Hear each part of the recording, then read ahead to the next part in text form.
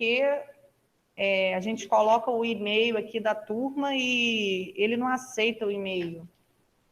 Estou tomando uma coça, gente. Ainda bem que eu consegui, que essa é a última aula e está dando tudo certo. Mas vamos lá, então. Bom, então ficou para a gente fazer algumas paginazinhas em casa para ver se a gente conseguia terminar o livro hoje, certo? Da página 271 até a 274. Então, nós vamos corrigir essas páginas e aí a gente fica livre do livro e aí a gente faz uma revisão para estudar para a prova, tá? Vamos lá, então. Vamos começar aí a corrigir a 271.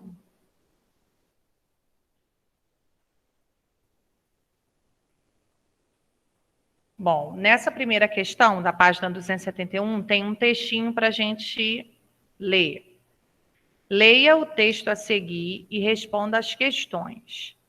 O Tietê é considerado ao mesmo tempo um dos rios mais limpos do Brasil e um dos mais poluídos. Com nascente no alto da Serra do Mar, ele brota cristalino e com água de ótima qualidade em plena Mata Atlântica. Entretanto, essas características são observadas somente nos primeiros quilômetros desse corpo d'água. Quanto mais se afasta de sua nascente, mais as águas se tornam poluídas, resultado do despejo de resíduos industriais e domésticos ao longo de décadas. Grande parte da água que circula no Tietê corresponde ao esgoto doméstico despejado pela população do município de São Paulo. Além disso, os resíduos jogados nas ruas também tendem a se acumular tanto nas margens quanto dentro do rio. Então, olha que interessante.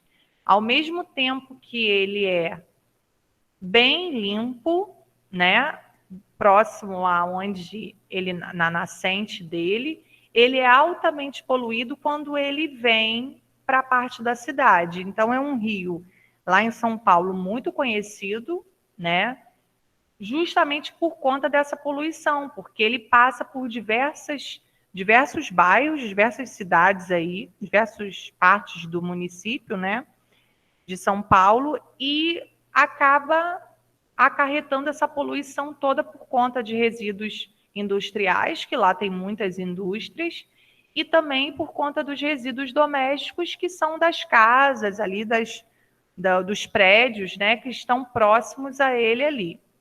Aí na letra A pergunta, ó, por que, de acordo com o texto acima, existe diferença na qualidade do rio Tietê ao longo de seu trajeto? Porque ele começa limpo e vai ficando poluído? Isso, ele na onde ele nasce, né, na nascente ele é limpinho, mas ao longo, como é um rio muito grande, ao longo do percurso dele, ele vai pegando essas residências, né, e essas indústrias, e aí vai provocando essa poluição toda. Então, vamos escrever isso aí. Número 1.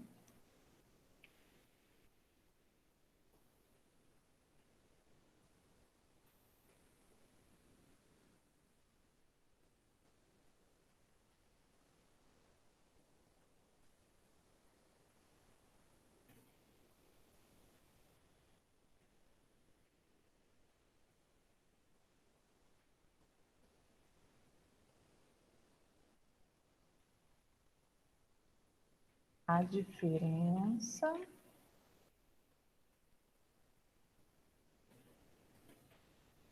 na qualidade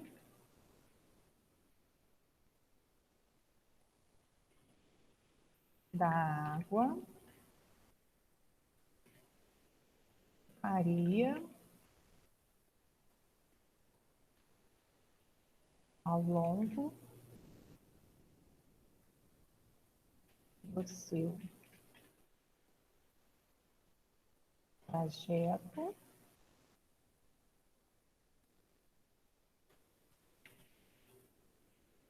principalmente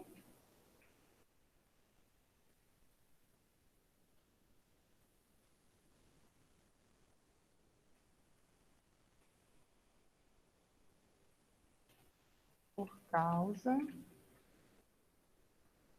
dos resíduos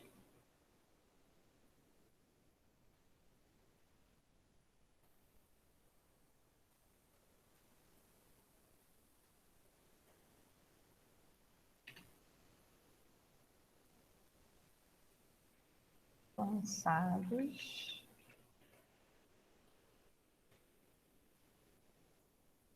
ao longo do rio.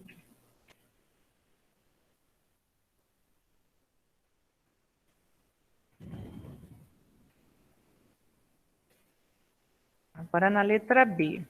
Qual é o destino adequado do esgoto doméstico e dos resíduos sólidos que incorretamente são lançados no rio Tietê? Primeiro, o esgoto doméstico. Aonde que o esgoto doméstico deve ser lançado? Na estação de tratamento, né? Na tubulação para a estação de tratamento. Isso aí. A gente deveria, né, ter todo esse esgoto aí sendo lançado numa estação de tratamento de esgoto, que aí não é o caso, né? Eles lançam direto no ambiente. E o lixo, os resíduos sólidos?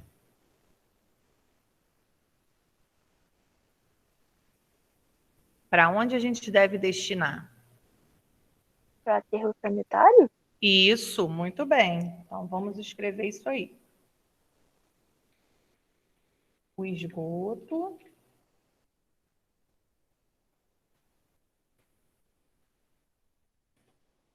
deve ser coletado e enviado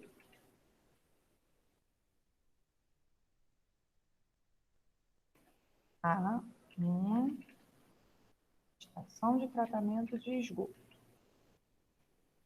E o resíduo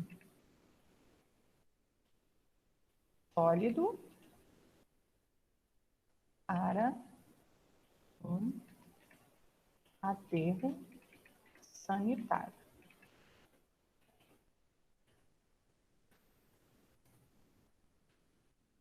Muito bem, Ana Clara.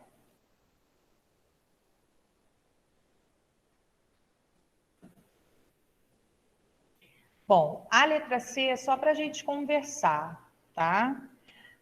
A água do rio Tietê representa um risco à saúde da população? O que vocês acham? Se alguém cair aí nesse rio, se alguém for tomar banho nesse rio aí, a pessoa tem algum risco para a saúde dela? Com toda Sim, certeza, sim, né? vai sair de lá com umas 5 Bactérias. bactérias diferentes. Exatamente, sim e muito, né? Porque é uma água aí altamente poluída, né? Principalmente nessa parte aí. Aonde ele nasce, não. Se alguém precisar tomar banho lá, cair no rio, não tem problema. Mas nessa altura aí, que passa pela cidade, aí não tem jeito. É muito poluído, tá? Às vezes até aparece na televisão, não sei se vocês já viram alguma vez, eu já vi em algumas reportagens, às vezes aparece muito assim, em época de chuva, quando chove muito em São Paulo e alaga tudo lá, às vezes animais acabam caindo, né, nesse rio, e aí o bombeiro vai e aparece o bombeiro socorrendo esses animaizinhos que, porventura, caem nesse rio. Geralmente acontece muito com cachorro. Aí o bombeiro vai lá, tadinho, e tenta socorrer aquele cachorrinho que está no meio dessa imundície toda aí. Às vezes aparece na televisão isso. Agora vamos na 272.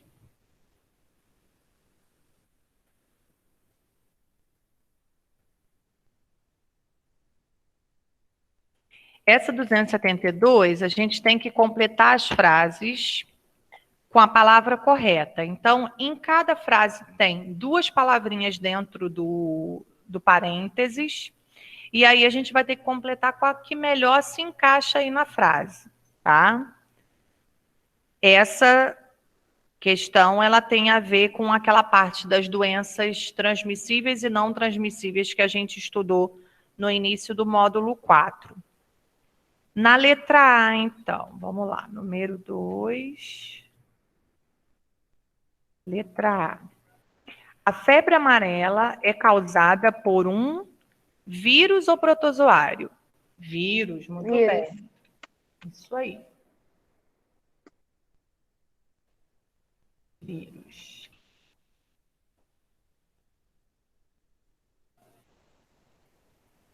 E pode ser transmitida pela picada do mosquito do gênero Anopheles, não. Aedes é o mesmo mosquito da dengue, tá? Esse Aedes aegypti agora ele pode transmitir a dengue, a zika, a chikungunya e a febre amarela. Tá? É o mesmo mosquito que transmite esses vírus. Agora na letra B. A doença de Chagas é transmitida pelo barbeiro ou pelo mosquito?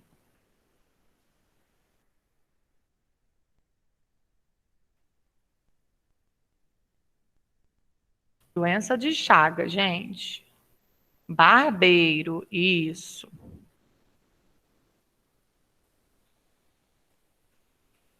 Na letra C. Opa. Peraí. Letra C. Para prevenir a malária, devemos não nos banhar em rios ou utilizar repelentes? Não nos banhar em rio? Não utilizar repelente. Lívia, barbeiro é uma espécie de um percevejo grandão. Essa doença de Chagas, ela é dada por um percevejo, uma espécie de percevejo, um percevejo grande. Só que ele é conhecido como barbeiro, por quê? Porque essa doença acontece muito na região Nordeste, tá? Aqui quase não é comum. Então, lá na região Nordeste, o que acontece? A do açaí, isso, é do açaí também. Eles gostam de ficar no pé do açaí, né, nas frutinhas do açaí também, escondidos ali. Ou então eles gostam de ficar naquelas casas que tem muito ainda no Nordeste, que é chamado de casa de pau a pique, já ouviram falar? Que é aquela casa em que a parede é de barro, com aquelas madeiras, aqueles troncos de árvore e aquele telhado de palha, eles se escondem ali. Aí, durante a noite, quando a pessoa está dormindo, geralmente ela se cobre até o pescoço, né? Fica com o rosto do lado de fora. O que acontece? O que os cientistas perceberam? Que por conta da pessoa ficar, às vezes, com a cabeça do lado de fora, não, a cabeça não cobrir a cabeça, esse barbeiro, que é um percevejo, ele pica nessa região aqui do rosto, que é justamente onde tem a barba. Aí o que acontece? Colocaram o nome dessa doença, né, do transmissor de barbeiro, porque ele pica nessa região aqui. Mas, na verdade, é uma espécie de um percevejozinho grandezinho. E aí, o que eles descobriram, já que Camille tocou aí no assunto do açaí, que alguns deles também gostam de ficar. Tá, Miguel. Daqui a pouquinho, no finalzinho da aula, eu deixo você me mostrar. E aí descobriram que eles gostam de ficar também próximo aos frutos do açaí. E aí também notaram que quando pegavam o açaí, quando faziam a colheita do açaí e faziam o açaí, trituravam para fazer aquela polpa do açaí, muitas das vezes eles acabavam triturando o barbeiro ali junto. Aí também algumas pessoas acabavam pegando a doença quando tomavam açaí. Então agora eles tomam mais cuidado na hora de colher o açaí para ver se não tem nenhum barbeiro ali junto, entendeu? Porque descobriram que eles gostam desse lugar também, do pé do açaí, tá? Então por isso que se chama barbeiro, porque ele geralmente pica na região do rosto. Bom, aí na malária então, ó, então na malária também é um mosquito, então a gente tem que usar repelente. Vamos completar aí. Utilizar repelente. A malária também a gente não tem muito problema aqui, porque esse mosquito que transmite a malária, ele é um mosquito que é encontrado só assim em região de floresta. Então, se você for a uma região de floresta, aí você tem que tomar cuidado, tem que passar o repelente para não ser picado, porque pode ser que tenha o mosquito que causa malária. Mas por aqui, na região que a gente vive, né, que é uma região urbana, aí não é encontrado esse tipo de mosquito, tá? Só é encontrado o mosquito do Aedes aegypti, que causa dengue, a chikungunya, a zika, e o mosquito normal, que é o pernilongo, tá? Então, não tem, assim, grandes problemas para a gente, não. Agora, na letra D. A doença de Chagas é considerada não transmissível ou transmissível?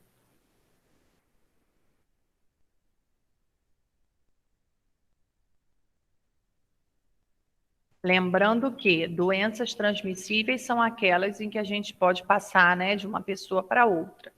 E as não transmissíveis são aquelas doenças que a gente já nasce com ela, ou então a gente adquire a doença ao longo dos nossos anos de vida, tá? Isso aí, Caio, muito bem. Lívia também, transmissível, isso aí. Agora na letra E. O câncer é considerado uma doença não transmissível ou transmissível? Se eu tiver câncer, eu passo para vocês? Não transmissível. Isso, não transmissível, né? É uma doença que a gente pode adquirir, infelizmente, né? Pode adquirir ao longo da nossa vida. Entenderam a diferença? Ou melhor, relembraram essa diferença? Quando a gente tem uma doença Pode falar. Professora, eu tenho uma dúvida. Eu acho que eu não sei se vai dar para explicar, mas tem assim um porquê como se adquire o câncer? Tem, e tem, assim, uma série de motivos, tá? Eu vou tentar explicar de uma forma, assim, bem breve para ver se vocês entendem. Primeiro, o fator genético, ele está muito presente. Então, por exemplo, se eu tenho na minha família alguém que já tenha tido câncer, a possibilidade de outras pessoas, tanto a minha quanto de outras pessoas da minha família, de desenvolverem câncer é maior, porque eu já tenho uma pessoa na família. Se eu não tenho ninguém, né, até então, todas as pessoas que passaram pela minha família, nunca ninguém teve, a minha possibilidade é menor, tá? Agora, o câncer ele pode se desencadear também por uma série de outros motivos. O fator genético é um. Então, ele é hereditário, já foi comprovado que se alguém na família tiver, esse gene passa para outras pessoas da família, então outras pessoas podem desenvolver também, ou não, né? Não é necessariamente obrigado a ter. Ah, vai aparecer todo mundo na minha família com câncer. Não, mas a possibilidade é maior. E existem outras coisas também no nosso dia a dia que podem interferir e desenvolver esse câncer dentro da gente. Por exemplo, vou citar um caso assim bem clássico e que eu acho que acontece com todo mundo hoje em dia. O estresse. O estresse, hoje em dia, né, a sociedade, de maneira geral, todo mundo é estressado. A gente vive numa sociedade que é um corre-corre danado, né? A gente tem que dar conta de um monte de coisa ao mesmo tempo. Então, já foi comprovado cientificamente que esse estresse, ele pode provocar um câncer em qualquer parte do corpo, porque o câncer ele pode ser dado em qualquer parte do corpo. O que é esse câncer? No nosso corpo, a gente tem, naturalmente, né, ao longo da nossa vida, a gente perde várias células e, ao mesmo tempo, várias células estão sendo repostas no nosso corpo. Então, por exemplo, se eu arrancar um fio de cabelo aqui meu agora, esse meu fio de cabelo tinha um monte de célula ali que foi embora, porque eu arranquei, mas daqui a pouco vai nascer outro fio de cabelo ali no lugar. Isso é natural. Então, as células, de modo geral, do nosso corpo, elas são assim, elas se multiplicam assim. E a gente sabe que o nosso corpo inteiro é formado por células, então são células boas. Quando essas células elas se multiplicam para ficar no lugar daquelas outras que morreram, mas se multiplicam de uma forma errada, a gente começa a desenvolver o câncer. Então, de uma célulazinha errada, essa célulazinha errada, ela vai se multiplicar, vai virar duas. Dessas duas erradas, elas vão se multiplicar, vão virar 4. Dessas 4 que foram multiplicadas erradas, né, com algum defeito, vão se multiplicar, vão virar 8 e assim vai. E aí, a gente chama isso de tumor, que é o câncer. Então, ele aparece assim. Era para ser uma célula boa, né, que iria entrar no lugar de uma célula que morreu, mas aí, por algum motivo, essa célula ela foi multiplicada de forma errada, com algum defeito, o organismo ele não deu conta de reparar esse defeito, e aí ficou a célula ruim ali. Aí ela vai se multiplicando, se multiplicando, se multiplicando, e vai aumentando de tamanho, que vai aumentando o tamanho do tumor.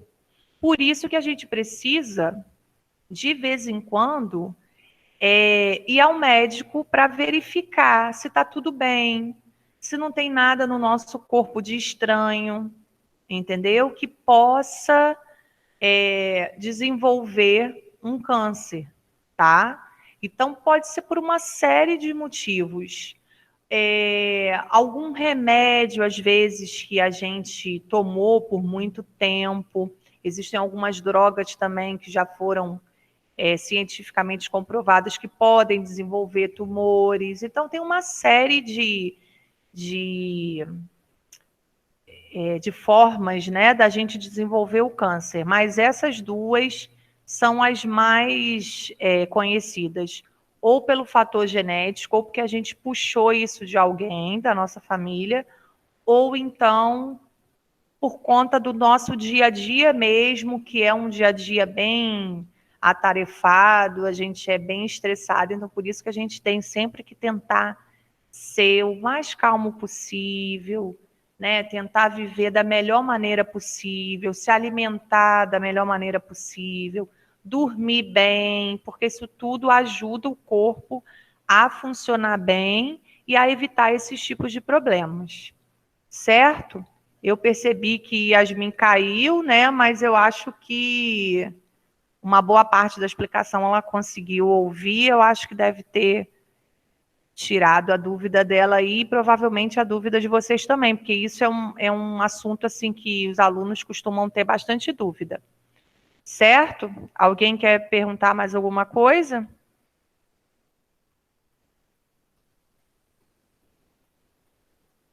Não? Vamos para F, então. O saneamento básico auxilia na prevenção de doenças transmissíveis ou não transmissíveis? Caio já respondeu aí, muito bem, transmissíveis. Isso aí. E na letra G, a prática de atividades físicas auxilia na prevenção de doenças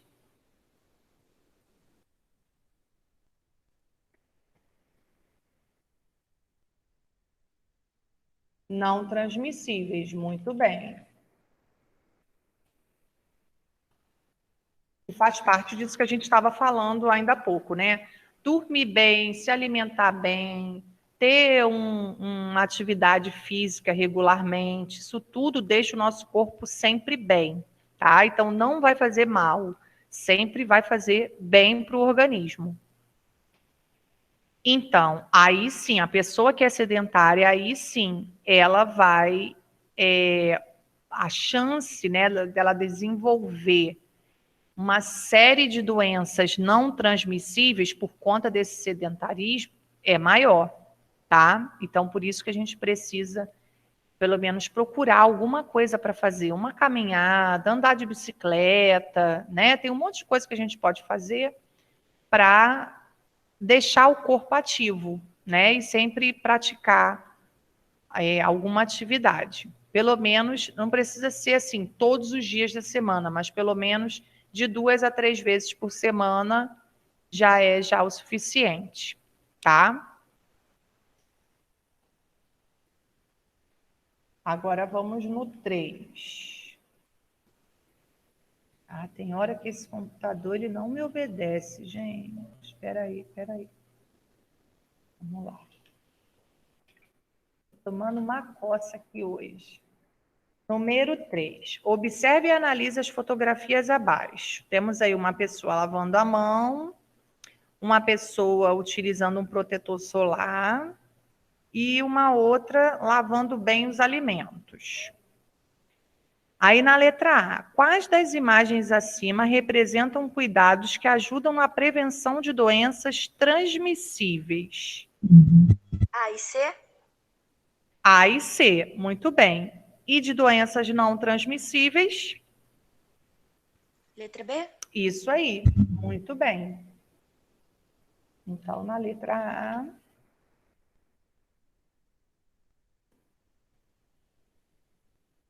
doenças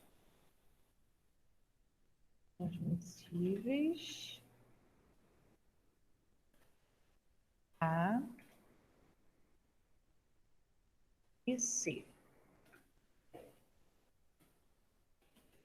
E não transmissíveis.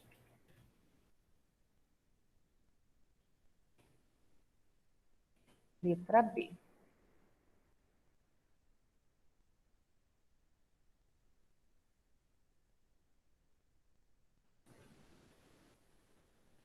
Aí na letra B a gente tem que conversar aí, ó, o porquê que a gente colocou A e C como prevenção de doenças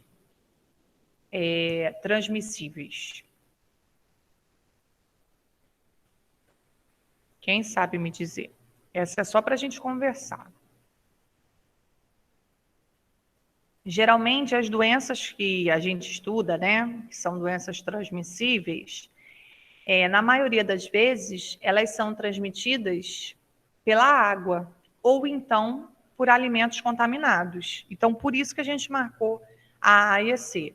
Porque se a água que a gente utiliza, ela não receber um tratamento, né, a gente pode acabar adquirindo algumas doenças em contato com essa água ou então bebendo essa água. E com relação aos alimentos, porque se a gente não lava os alimentos adequadamente, a gente também pode adquirir essas doenças, tá? Que podem vir, né, pelos alimentos também. Agora na letra C. Cite uma doença transmissível que pode ser evitada com alguns cuidados apresentados nas imagens. O que vocês colocaram aí? Tiveram algumas que a gente estudou ano passado e relembramos esse ano.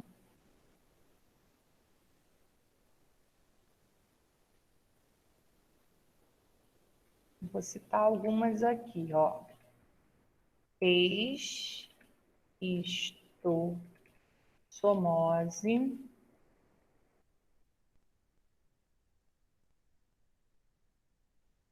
amebíase, essas apareciam no livro.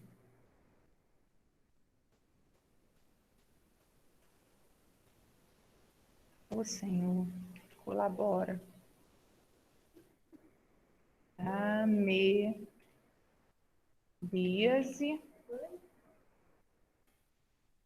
cólera e etc.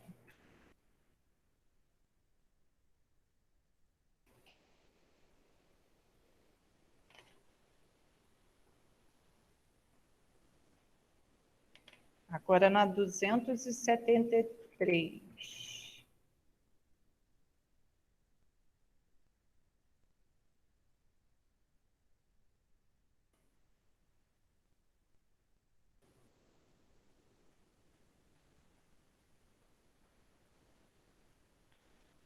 Número 4. Uma caneca contém água a 50 graus Celsius. Determine essa temperatura nas escalas de Kelvin e de Fahrenheit. Aí a gente tinha que usar a formulazinha do Celsius e do Kelvin para fazer aquela transformação e depois do Celsius e do Fahrenheit para poder fazer a transformação também. Quanto que vocês acharam aí de Celsius para Kelvin, que é a letra A? Alguém calculou aí, utilizando a fórmula direitinho?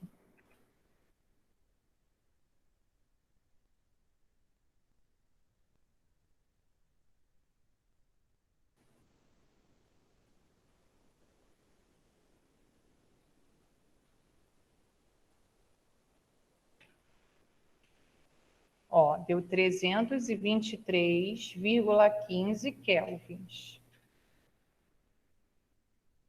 E de 50 graus Celsius para Fahrenheit, dá 122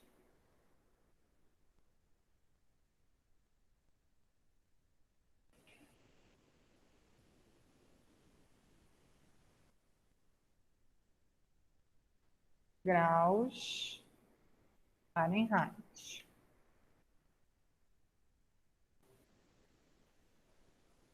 Agora no 5. Felipe separou 2 bacias e colocou a mesma massa de areia em uma delas e de água na outra. Ele deixou essas bacias em um lugar em que recebesse a mesma incidência de luz solar durante 1 hora.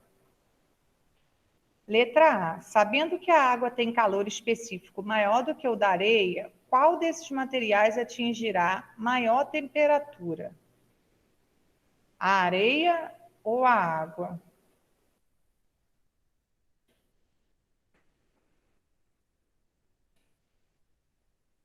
A areia. A gente tem que justificar, pois seu calor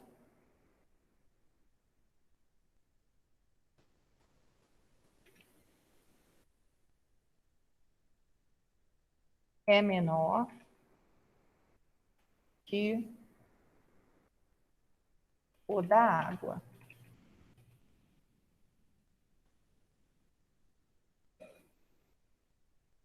Aí na B. Se logo após a atividade Felipe colocar 2 bacias em um local e que não recebe luz solar diretamente, por mais 1 hora, qual desses materiais sofrerá maior variação de temperatura? A areia ou a água? A areia de novo.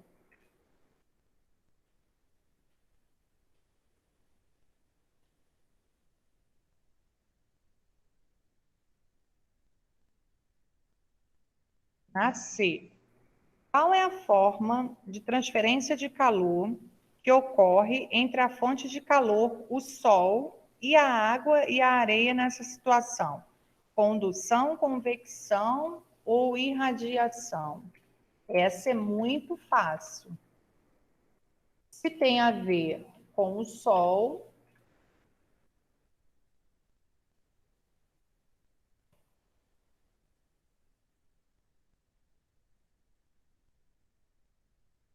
Só pode ser irradiação.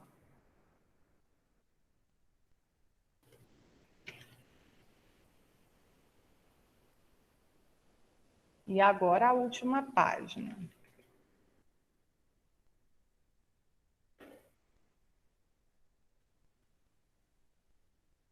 Número 6. Observe a fotografia ao lado. Explique com suas palavras que trocas de calor ocorrem em nosso corpo quando sentimos frio.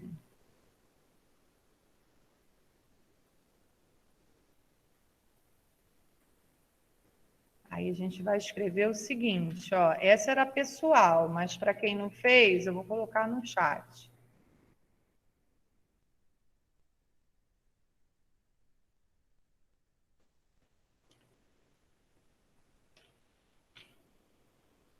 Como o corpo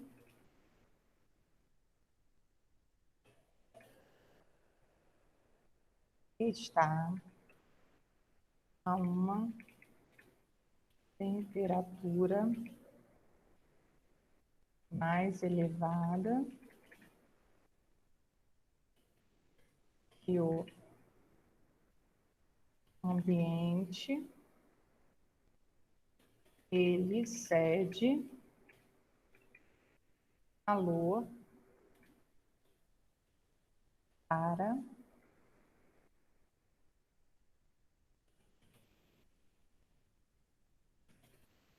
o ar atmosférico.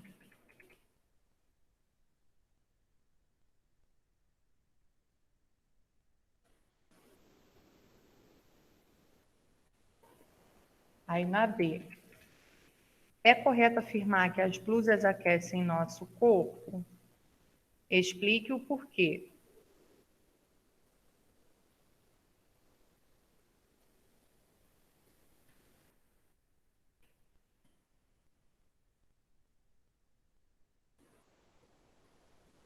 Nós vamos responder não.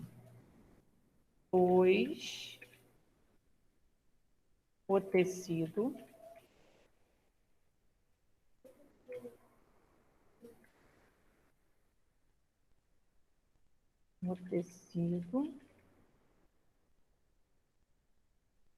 delas não gera calor, apenas dificulta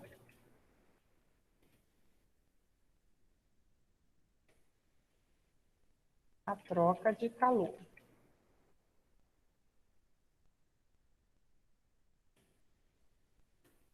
Em o corpo e o ambiente.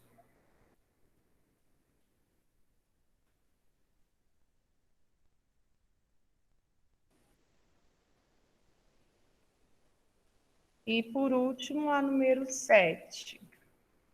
Leia o trecho de reportagem abaixo. Mão não é termômetro. Que tal fazer um teste? No banheiro da sua casa, encoste a mão ou o pé no chão ou na parede de azulejo e depois em uma toalha ou tapete. O azulejo estará mais frio? Ele pergunta. Letra A. Como você responderia a questão feita no texto acima?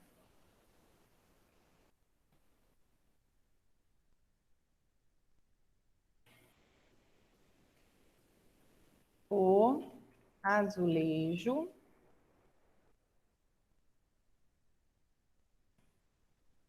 não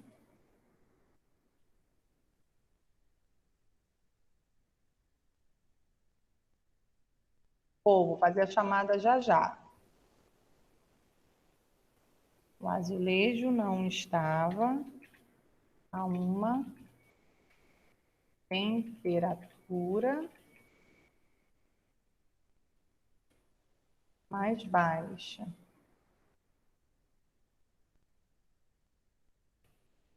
Depois a toalha.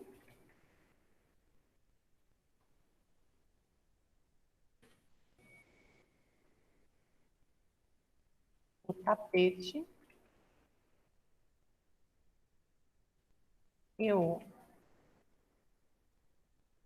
azulejo.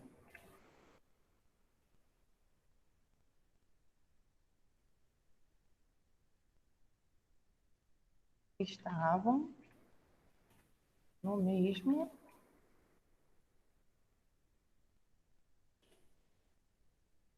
ambiente. E com isso, com a mesma temperatura.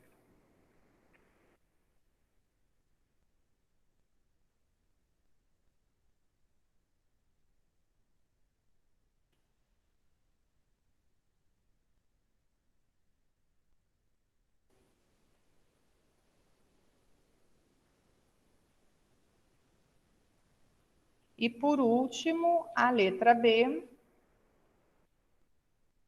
pergunta se é confiável a gente verificar a febre, né, de uma pessoa pelo meio do tato. Não, né? Devemos sempre utilizar um termômetro.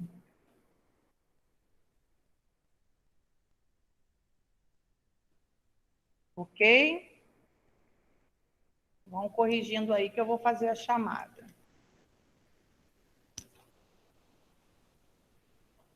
Conforme eu for chamando vocês, aí vocês estão liberados, tá?